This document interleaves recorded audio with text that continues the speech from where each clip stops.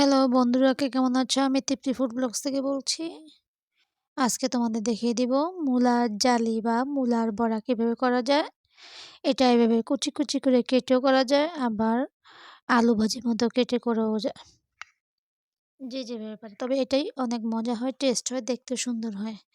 এটা সবাই অবশ্য কাটতে পারে না। আমি মোটামুটি পারি।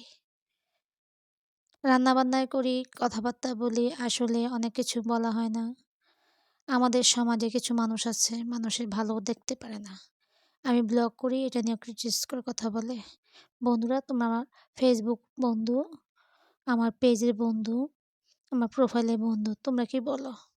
তাদের কথা শুনতে গেলে দেখা যাবে যে আমি পিছিয়ে যাবো। আসলে আমি শখ করে পেজে কাজ করি, ব্লগ করে থাকি। আমি ক্রিয়েটর হতে চাই, তোমাদের পাশে থাকতে চাই, তোমরা আমার পাশে থেকো।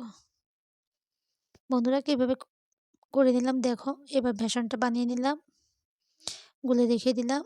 আর এটাকে লবণে ভিজিয়ে রেখেছিলাম, মানে কষলিয়ে কিছুক্ষণ রেখেছিলাম। এবার দেখো মূলাটা কত লম্বা হয়েছে, অনেক লম্বা হয়েছে। বেসনটা কীভাবে তৈরি করতে হয় আমি একটু বলে দিই। বেসনের মধ্যে একটু আদা গুঁড়া, ধনিয়া জিরা গুঁড়া, মরিচ এবং হলুদের গুঁড়া দিয়েছি, কালো জিরা, লবণ, একটু চিনি, আর একটু দিয়েছি কর্নফ্লাওয়ার। তাহলে মচমচাটা অনেক সুন্দর হয়, খেতে অনেক, মানে কি বলে, মানে কড়কড়া থাকে, খেতে অনেক মজা হয়।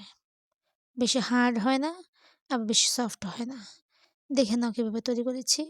তোমরা যদি এটা করে থাকো না, দেখবে গরম ভাত দিয়ে খুব মজা খেতে।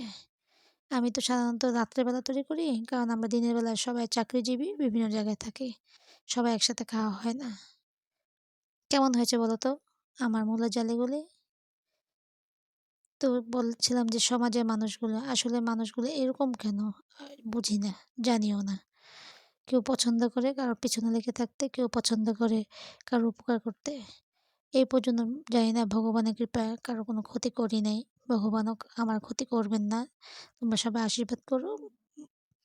এই যে দেখো, মূলার জলটা হয়ে গেছে, এবার গরম গরম ভাত দিয়ে আমরা খেয়ে নিব।